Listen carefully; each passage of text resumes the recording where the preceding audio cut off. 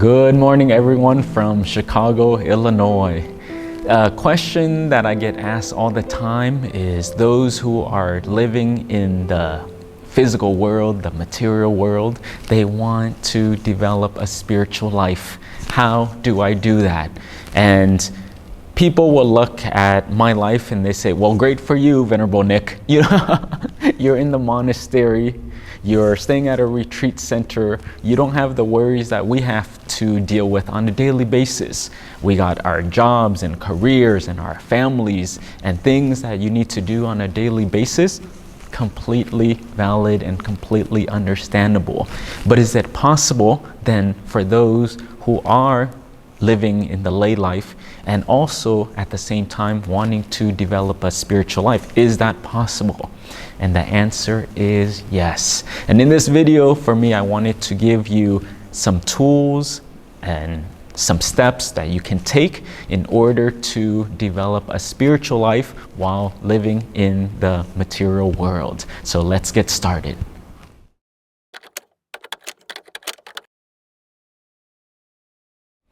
The first step is to find a community, a spiritual community. And hopefully in the place that you're at, there are some meditation centers, there are some spiritual centers that you can be part of, maybe getting some friends who can go on this path with you. And in Buddhism, what they talk about is that the spiritual friendships, spiritual community, that's 100% of the path. And this is key because it's not easy.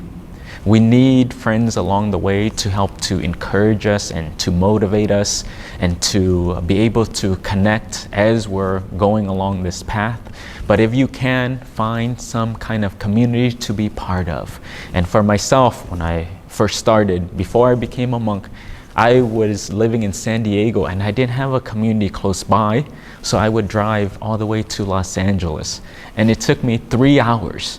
So I couldn't go every single day, and that's not a problem.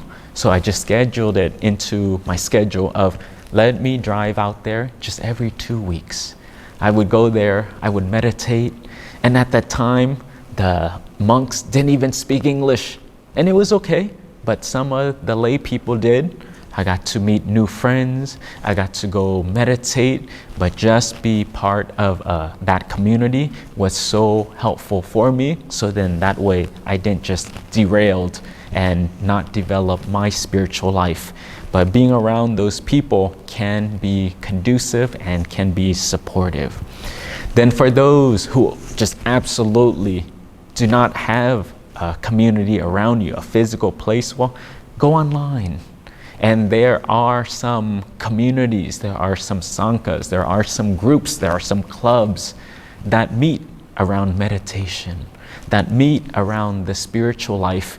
And from technology, the fact that you're watching this video from somewhere, hopefully you'll have access and use the internet. And this is the benefit of technology, where you can join meditations from around the world. So hopefully you can do some research and then we can provide that access to you as well. But the first step is find a spiritual community and be part of it.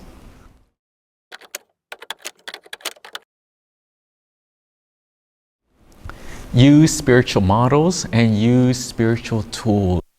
So even if you do not have the opportunity, you don't have to go be a monk in Thailand. You do not have to come to a retreat center here where we stay, but just use the wisdom and apply the tools, and it's accessible to anyone around the world. And the model that you can use if you want to follow Buddhism and how to train the mind is 3 steps, 3 pillars. One is giving and practicing generosity. Giving of your time, giving of your resources, giving of encouragement, giving of teaching, and then giving of forgiveness. So these are the tools that you can apply, and this is one pillar. The second model of how to practice oneself and train the mind is with morality. And morality is just practice 5 things. no killing, no stealing, no sexual misconduct, no intoxicants, and no false speech. So already you can start to practice that. And then the last pillar is meditation. Wherever you are in the world, regardless of whatever job you're doing, you can still practice this model. So take the tools and then you can cultivate this spiritual life. And the spiritual life for us is training of the mind. So take the knowledge and take the wisdom, incorporate it into your schedule where you do it on a daily practice, and you can continue to strengthen this spiritual life inside as well.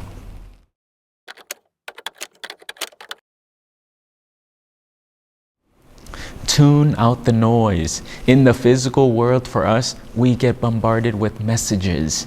Messages from the culture, messages from the capitalist lens that we're used to, and they teach us to get more and do more and to go and to strive.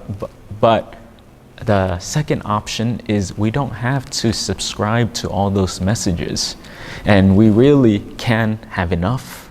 We really can choose what we want to enter into our five senses.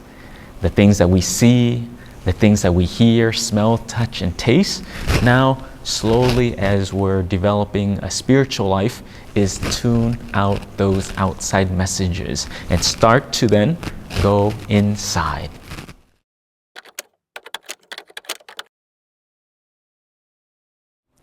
Get out in nature. So many people, their typical day is quite stressful.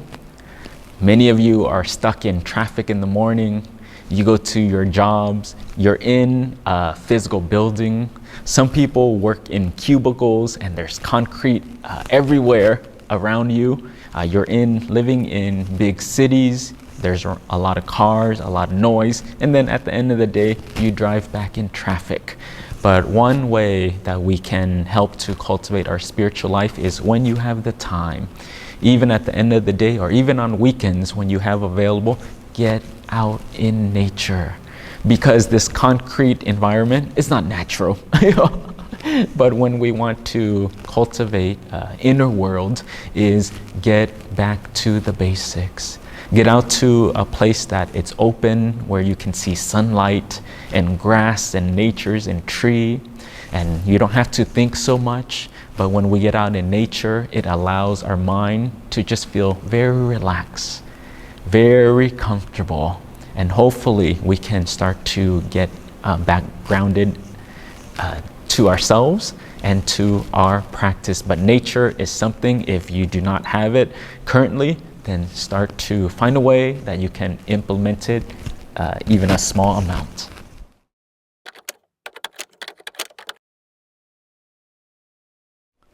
Practice minimalism.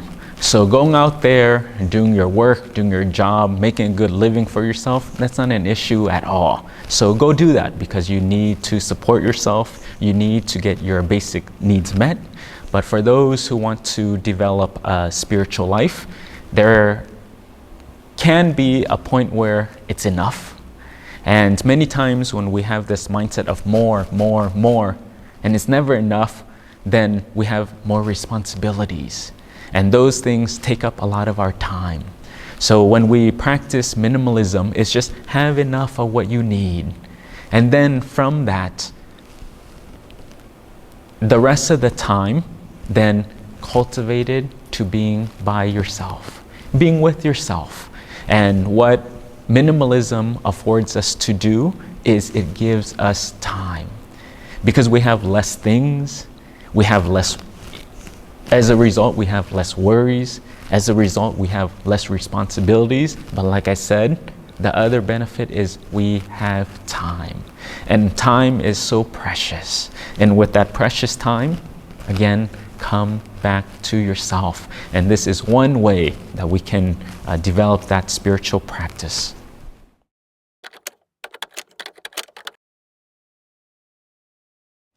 And the last tip is change your definition of success. So for most people, definition of success in the capitalist world is money, fame, status, praise, those are how we judge ourselves as successful. How big is my house? How many cars do I have? What do I look like? So again, not good or not bad, but that's one approach for the outside world. But for those who are wanting to develop a spiritual life, change your gauge for success. And how we practice ourselves in the monastery is we look at our thoughts, our speech, and our actions. Were they wholesome or unwholesome today? So now take a moment and see, how did I do? The thoughts, were they negative? Were they resentful, or were they quite positive? Your speech, okay, were you divisive? Were you talking about others? Were you gossiping? Or were you quite kind? Were you sensitive? Were you supportive? And then also your behaviors. Were you doing things that were wholesome and that is helpful and not harmful for yourself and others? And this can be a good marker for success. Another marker for success is, how did you train yourself today? What we talked about earlier, the 3 pillars, is just the morality piece, the giving and generosity, and then meditation. And from that, we're looking at the quality of our minds. But when we change the gauge of how the outside world is judging us for success, then if you want to live a spiritual life, change your criteria. And you need a new measurement, and you need a new way to assess of where am I going and what am I trying to do. But when we look at just simply our thoughts, speech, and action, this is more in line with the spiritual life. But there you have it. These are just 6 things that came to my mind for those who are wanting to cultivate a spiritual life while living in the outside world. And I wanted to share this video just to encourage you, because many people, when you're by yourself, you don't have a community, you get overwhelmed with all the chaos and the stress out there, but you need to make a living. You need to survive. It's okay. It's okay. But so get all those things taken care of, but at the same time, you can cultivate a spiritual life simultaneously. And I hope that these tools are helpful for you. But as always, I just wanted to share from the bottom of my heart, and I hope this is helpful. But sending you my blessings and my greetings to everyone. Hope you're all safe. Satu.